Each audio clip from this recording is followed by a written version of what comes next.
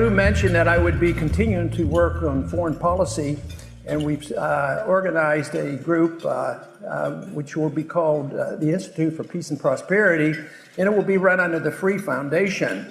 But I was fortunate in these last quite a few years in Washington to have an individual who was a real expert in that area, and he will be heading that up, and Lou will also be advising us on that, and that's Daniel McAdams, who will be on that board and running it. Thank you, Daniel.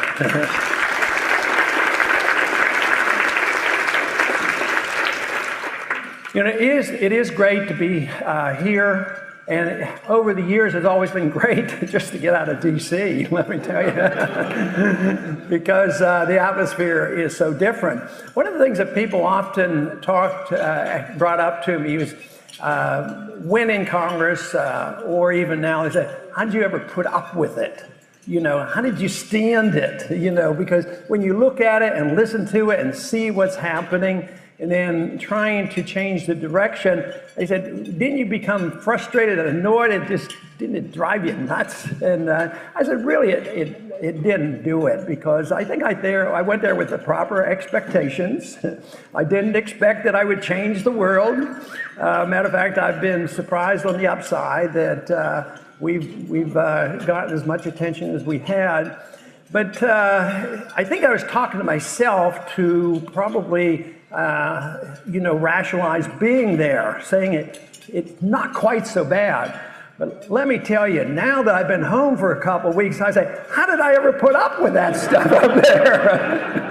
So, but there have been some good things happen in Washington when I see 1, 2, 3, or 4, 5 literally change the direction of how they've been thinking. And in one case, probably one of my closest friends in Washington happens to be a close friend of Carl Davis's too, and that's the congressman from North Carolina, Walter Jones. Now, Walter Jones was a typical neocon, and he represented, I think it's Fort Bragg, he represented many, many military personnel, and he just felt like he had to do this. And he was the individual that when the Iraq War broke out, he voted and supported it, and then he was the one that introduced this resolution to change French fries to freedom fries, because he was annoyed at the French because they weren't joining in the battle. Of course, the French are making up for that right now down in Algeria. But that's how annoyed he was. But shortly after that, and we visited quite often, and it finally dawned onto him that he was for the war because of one thing: they lied to him, flat out lied to him. He went to all the briefings and listened to him, and all the experts, and the CIA, and the administration, and the president, on down, and he, believed what they were saying. But it didn't take too long, he found out they were lying. They were lying through their teeth about it. And then he started seeing the troops come back, the ones that were wounded, the ones that were killed, and all the harm. He knew about the problems on the military bases. So he now is one of the strongest anti-war opponents. And this to me is a significant thing, because that's what we have to do. We have to change people's mind and understanding. And it became an important issue for our campaign as well, because as I traveled around the country, so often the neocon average Republican would come up, and many of them were, at least to my face, very courteous and polite. And they say, Ron, we really love what you're doing. You are such a good conservative. You'll vote against all that spending and everything else, and we really like that. But we could support you if you would only change your foreign policy. So I tried to explain to them, you know, that the college campuses and the young people in crowds like this, where would you be if the foreign policy was that of military adventurism? This is a major part of our philosophy and very, very important. So I would say you give up our foreign policy and accept the policy of intervention. We've given up way too much, and we should never give an inch on that.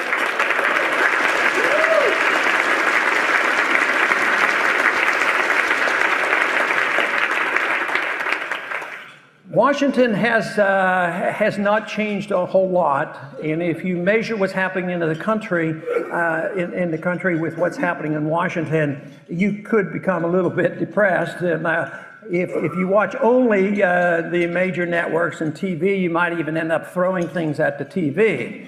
But we live in a different era, and today you don't have to get your news off the TV. So if you looked only at Washington and not what's happening elsewhere, would be in a lot of trouble. But today, a whole generation are coming of age that don't get their information from the TV, and they get it elsewhere. And so life is changing. I've been interested in these ideas for a long time, and many of you I know share this. It wasn't so easy to get information. In the 1950s and the 1960s, when I became fascinated with these studies, it was hard to find the information. I was so delighted when I discovered the Foundation for Economic Education, Leonard Read's group. This was fantastic that this was available. You could actually get a book and study and write off and get a book. Today, you can get a book instantaneously with a couple clicks on your computer, you know. So this is, we live in the most miraculous of times. You know, it was Victor Hugo said that you can stop an invasion of an army, but you cannot stop an invasion of ideas. And, you know, when I first heard that, I was so excited about that because I'm really sort of a chicken at heart. I don't like fighting and shooting and killing people. And if I thought I had to try to change anything by becoming violent, I didn't want any part of it. So when I decided that ideas are more powerful than armies, why not join the position of changing ideas and confront the people who have the military power so we have the greatest weapon in our hands for fighting?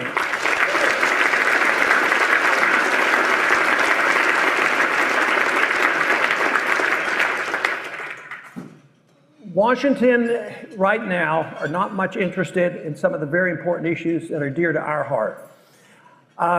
They claim there's a lot of partisanship going on up in Washington. If you turn on the TV, there's a lot of partisanship. They yell and scream and fuss and fume and cheat and holler.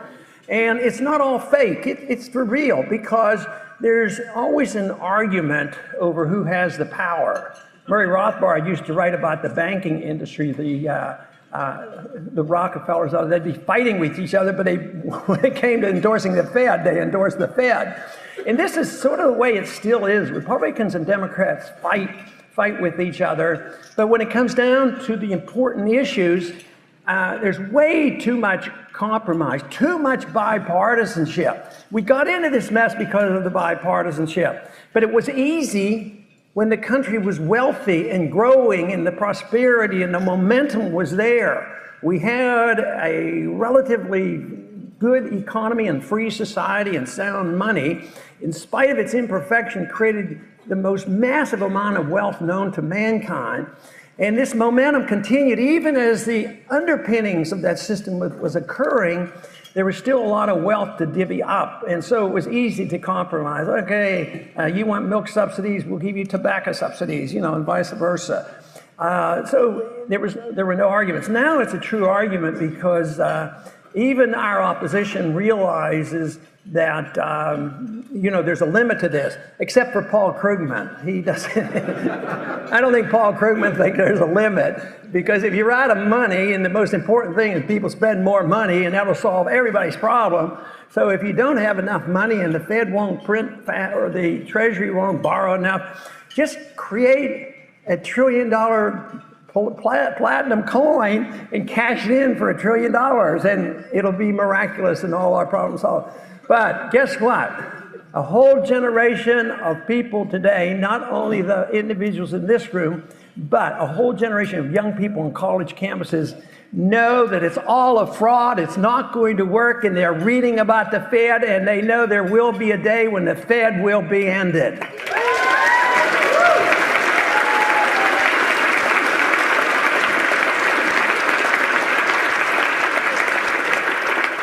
You know, I've been criticized on occasion for not calling an end to the Fed. Of course, I wrote a book called "End the Fed," but they don't like it because it sounds like softer, because my goal isn't to send the troops down there and get rid of the Fed. I'm just waiting for them to self-destruct is what I'm ready for.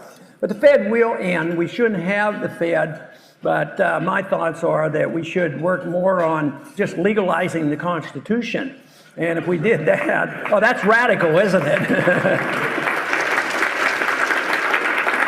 Just legalize the Constitution, and then you wouldn't go to jail if you use silver for illegal tender. You know, today you go to jail. I'd suggest that we look at the Coinage Act of 1792 and find out what the penalty was for counterfeiting money. We who use silver today aren't the counterfeiters. It's the Fed that's the counterfeiter, and we should hold them accountable.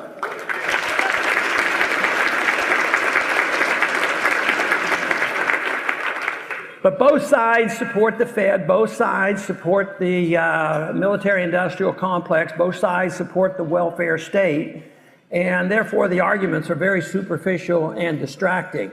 Do you think the bankers and the military-industrial complex and others really worried a whole lot during this last election after it was narrowed down to 2?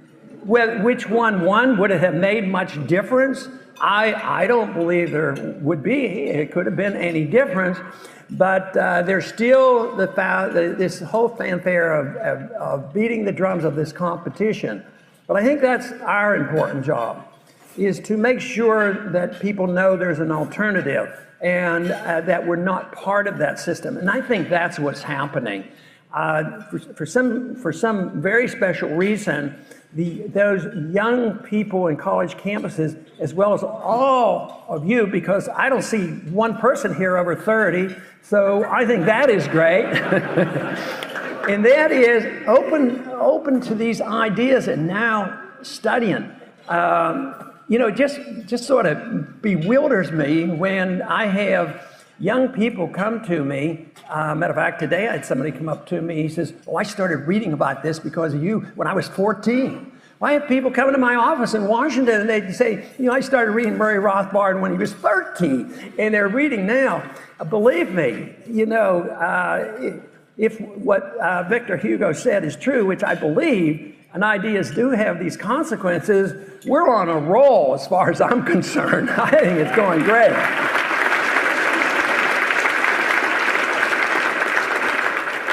And a lot of people deserve credit. Sometimes it's an individual talking to a family friend or a neighbor, and sometimes it's a teacher in a particular school, and sometimes it's an organization or an institute like the Mises Institute that changes people's minds. And this is what's been happening.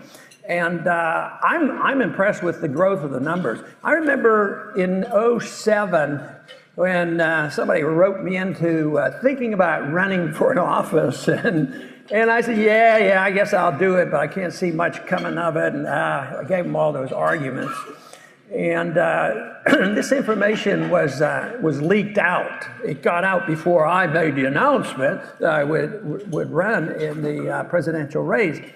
So it got out, and before I knew it, you know, it got on the internet. And then before I knew it, a lot of people knew about it. And I said, "What's going on here?" And they said, "Well, it went viral." And I said, "Viral? I never even studied viruses of this sort in medical school." So that to me was remarkable, but even what's happened since 5 years ago. But yes, the campaign was important, and I helped some, but believe me, a lot of people were involved planting these seeds. And when you see the exponential growth that is before us today, this to me is so impressive. And it's not like it's the 14th district in Texas. It's not like it's in Texas. It's not like it's in the United States. With the communications that happen today, the other day somebody called me up and they said, when are you coming to Canada? We have a Mises Institute branch up here, and they're all over the place. So this is what's happening. And I have to tell you, I had a little bit of personal delight in that time when Romney went to Poland. Anybody remember what happened when he went to Poland?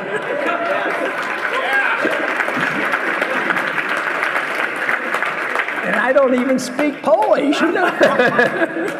So maybe someday I'll go to Poland and meet those two people that were on that sign. No, but there's more than two people here and there. And I think there's two reasons. I've talked a lot about the internet and the young people, but I think there's another reason why this is happening. And it has to do with where we are in a scheme of things. The evidence of the 20th century is so overwhelming that it can't be ignored anymore. The overwhelming failure of socialism, the overwhelming, literally, liquidation of this communist as Marx and Lenin proposed. I mean, it died, and we didn't have to fight them. We didn't have to go in with armies. We went in with ideas and the failure of theirs. So I think it's the spreading of our ideas, but it's the failure of theirs. And I think this is what's happening. And it's the failure of our foreign policy that changes the minds of people like Walter Jones. And it's this failure of government's credibility. The other day I was on a college campus and we had a nice crowd out, and I asked them about how many here believe the government leaders when they make pronouncements from Washington. How many believe these things? I didn't see any hands. I don't think I'd get any hands in here, but a college campus is a liberal arts school. Nobody believes the government. I would say that's a healthy start.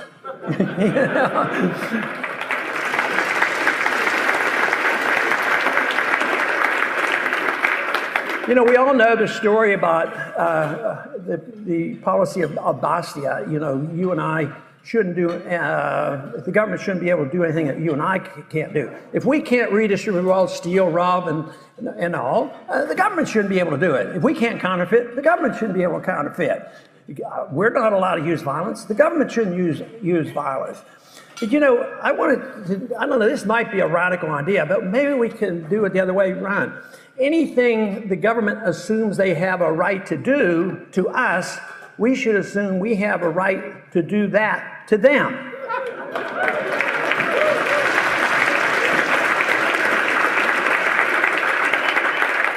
Now, would it be too radical to say that if the government lies to us, we have the right to lie to the government? Do you have a gun in your house, and how many guns do you have? Do you have gold in your house? How much gold do you have in your house? So it's, I think it makes a point, if nothing else. Governments assume a role that was never intended in this country, but it's been assumed that way to one degree or another for literally centuries, if not millennium. And most people say, well, that's the way it's going to be. It's been that way for thousands of years. Governments are always too big, and they fight the wars and make innocent young people die. And therefore, you can't expect anything different to happen. And I am so optimistic that I believe we can change that, or at least introduce this whole notion that it doesn't have to be that way. If Switzerland can go, 400 years without actively fighting a war, why can't a lot more of us do the same thing? That's what I think we ought to do.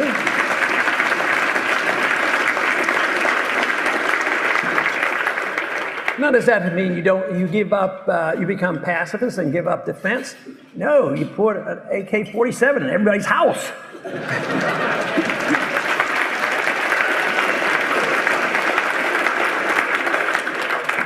Some people say, well, it's Switzerland because they're surrounded by mountains and it's a special situation and nobody ever wanted to invade them and they didn't have to participate. Well, didn't we have a pretty special situation and still do, even in this modern age? There's a lot of water between us and any individual that might invade us right now. I don't think there's anybody planning on invading us. I remember back in the early 80s, they were planning to build these huge tanks. We were building more tanks. And I asked God, I said, why do we need more tanks? Are we expecting the Russians to come across the Bering Sea and invade us with their tanks? I mean, it just goes on, and I don't think it's too over the top to think that attitudes can change. I think two things have to happen, though, to get it. I think we need more resistance from young people to say, we're sick and tired of it all, we don't want to fight your wars, and we're not going to go and be cannon fodder. We need more resistance to these wars. But we need more, we need individuals in Washington who have different ideas and different programs.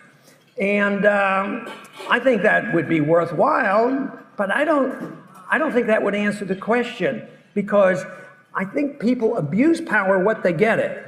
So if they're able to and believe they can use this power and get in those positions, and it is thought by the people that government ought to have this monopoly of power, then I think there will always be abuse. I think we have to get to the point where we tell anybody in Washington, you don't have this authority. You don't have this authority to run our lives. You don't have authority to run the economy, and you don't have authority to tax us and fight wars that we don't need to be in. And we don't even want you in office if that is the case, because you don't have the legal right to do it.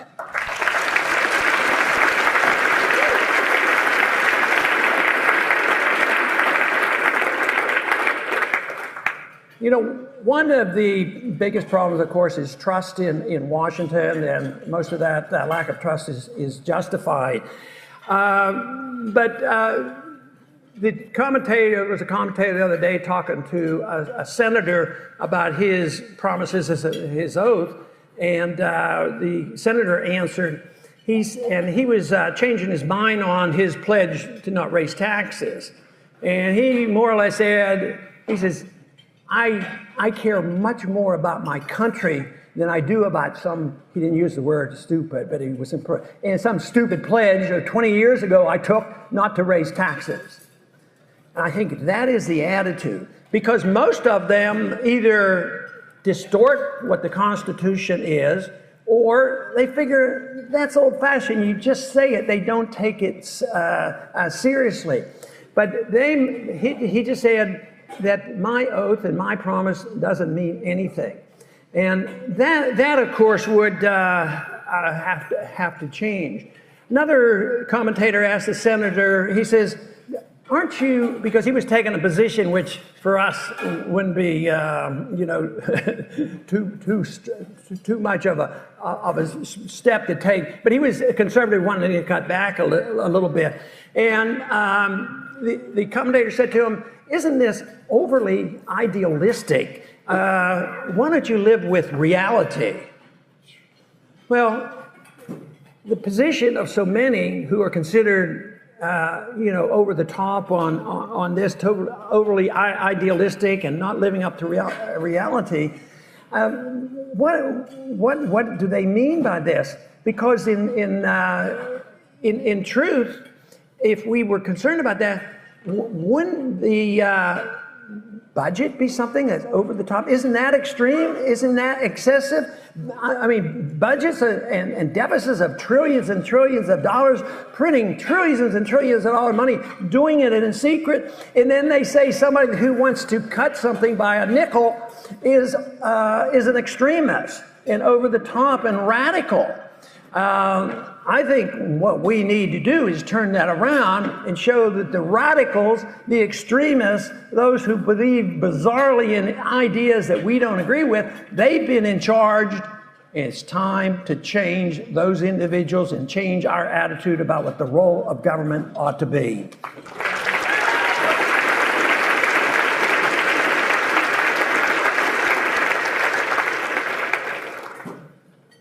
Many years ago, when I was in Congress the first go-around, I remember a conversation that I overheard. And a bill had been on the floor, and the Democrats were strongly in charge, and Bob Michael was the Republican leader. And yet there was a vote that was relatively close. And I don't even remember what the bill was, but it was relatively close. I guess some Democrats were defecting. And Jim Wright and Bob Michael worked out a deal, and Bob Michael was able to gather together some moderate Republicans, and they came up and passed the bill. And I remember as soon as it was passed, Jim Wright came over to Bob Michael on the floor, and he says, "I want to really thank you for doing what you did, because that was so statesmanlike for you to do what you did. That is, so statesmanlike to sell out." I think there should be a different definition for statesmanship. But I thought, well, this, really is the attitude and what is the meaning and cooperation and compromise. I look at it more, not compromise that we need. What we need is coalition building. We're not going to have everything we want as fast as we want in government. There's no reason. If you're in politics, I think if you're not 100%, you're wasting your time. If you're in politics to move up on the ladder, that's a different story. I think you should work with different groups, like on foreign policy and civil liberties. When I first went to Washington, if my decision had been that I wanted to have, influence in the typical fashion, that means you would have to move up the ladder. And that means you would have to vote the way leadership tells you to, et cetera. I was always amazed at individuals who might be voting pretty well and more conservative, and they get a position in leadership. I remember one time going up to the individual, we were just having a vote, and he was voting the wrong way. I said, "What are you doing? You're not voting with us today." He said, "Well, I can't do it anymore. I'm in leadership." He's in leadership, so he has to do what he's told. But if you work your way up the ladder, I guess if I'd have stayed on and had done that, I could have become a chairman. But then the other concession you have to make, not only on all your principles, is you also have to raise a lot of money. I think a chairman said, and each committee has a different amount. Like Ways and Means, you might have to raise $10 or $15 million for the club, for the Republicans. And then if you don't raise the money, you are never considered.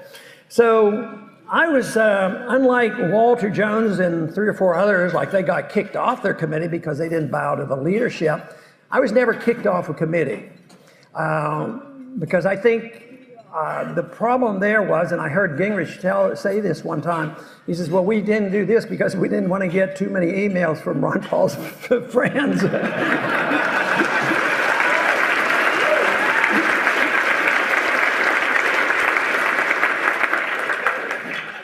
So he, in working up the ladder is really the job that they have to worry about.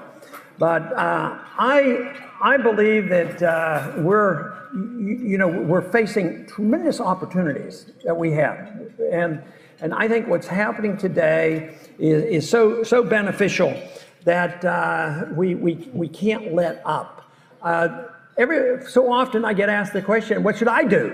And I said, well, I say, just do what you want to do. Everybody has a different job, but everybody has a job, and some people can do one thing and not the other. And a lot of young people will come up and they'll be, 18, 20 years old. And they say, "Well, I like what you did. I'd like to do what you did. How do I get into Congress?" I said, "How can I run for Congress?" I said, "Don't do it. Don't set that as your goal. It shouldn't be your goal. You might end up doing it someday, but you don't want to set the goal of running for Congress. If somebody wants to get you into Congress because of your beliefs, that's a different story.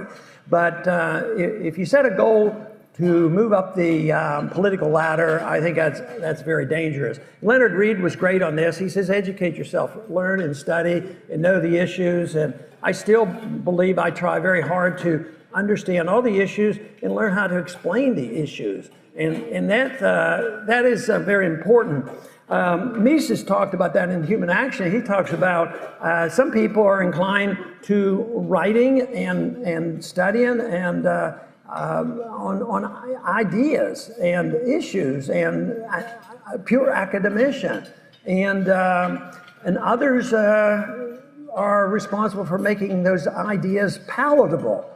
And I feel like I'm sort of in that category. I like the education. I have educational foundation. I promote it. But it seems like I've listened carefully to what he said about taking ideas, making them palatable to yourself so you understand them. Then it makes it so easy for you to get your friends and neighbors. And now, how many people in this room might have a Facebook? You know, a few. So we literally, in a room like this, or the numbers of people we have in this room, if everybody had a Facebook, we're talking to tens of thousands of people. A new definition for viral. Who knows what happens, you know, on how ideas are spread. So this is a wonderful time. We have a wonderful philosophy. It's not complicated. It's based very fundamentally on what life is all about. I think life is precious, and I think life comes from our Creator. And if we think that we can defend all other kinds of liberties without the respect for life and the protection of all life, I don't think we can spread these ideas as well, of the ideas of liberty.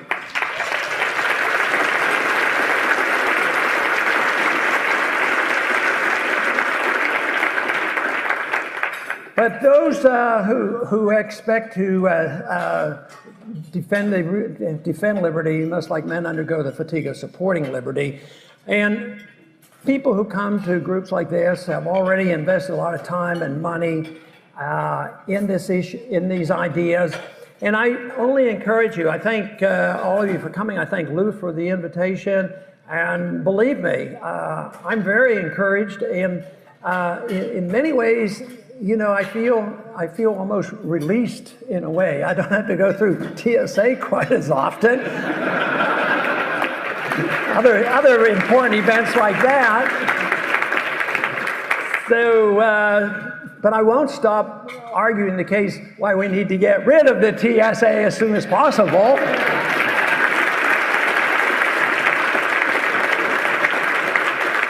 But let me just close, because I want to make one important point that I think that so many respond favorably on college campuses. And that is, what is the concept of liberty all about? I'm convinced that 100 years ago or so, for some reason, we went off track and we took the principles of liberty and cut them in pieces. And we have personal liberties and civil liberties, and then we have the foreign policy sitting out there, and then we have economic liberty. And people who don't quite understand this, you know, go into categories in different groups. But if you believe in the individual as possessing liberty, and not as a group, and you don't have group rights, you don't have gay rights, and you don't have women's rights or minority rights and all these things. You just have individual rights, and everybody deserves equal protection in the law regardless.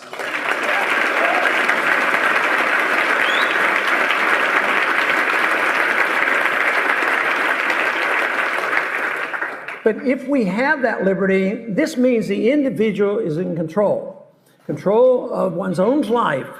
But it also means that what you do with that life is your own business. You reap the benefits, but you also have to assume the responsibility and the consequences of your actions.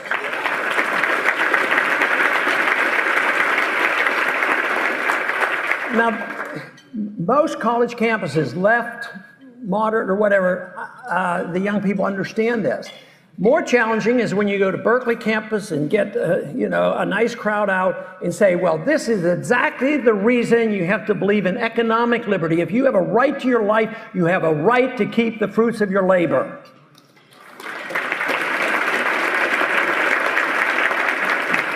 And of course, if we have economic liberty and personal liberty, and we understand the foreign policy, then we have a totally different foreign policy. We have a foreign policy of peace and prosperity.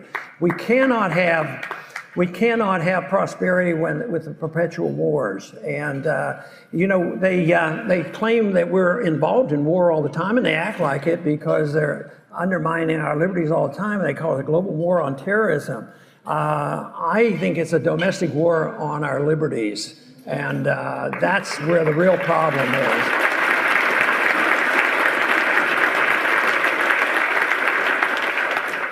So I chastise myself and others for not having done a better job, because we have a philosophy that I think is, I believe sincerely, is a correct philosophy, the philosophy of liberty. But how do we get painted? Uncaring, we don't care about the troops, we're unpatriotic, we don't care about the poor, and we need welfare and all these things. And we lose the argument about humanitarianism, that we don't have a concern for our fellow man. You know, if somebody accepts the libertarian position and does it in a selfish manner and does a very good job in taking care of themselves and never give a penny away, they are no enemy of ours. They're not an enemy. But the whole thing is the nature of most people is that they're very generous, you know, with helping people and taking care of their families and all these things. But if you want a prosperous society, in a society where people can promote their own excellence and virtue, you want a free society. If you want wealth, you want a free society. And we lose this argument all the time. We use it all the time. We don't care about people, and that's why the poor people need more help and you get more socialism. But I believe the argument has gotten easier. It's gotten easier for me, because you give them wealth, you give the society welfare, you get Republicans and Democrats endorse it because they don't want us to be seen or called selfish or unpatriotic. But then when the crisis hit, when the thing collapses, as it did in 08 and 09, where it required $15 trillion of printing money secretly and bailing out. Who did they bail out? The poor people, the middle class? No, they lost their jobs and they lost their houses, and it bailed out the rich. So this is all crumbs that they throw to the poor.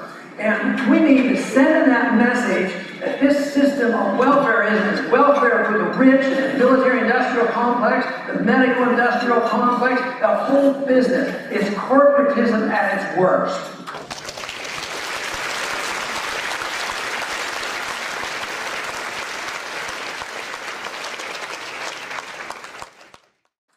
So the challenge is there.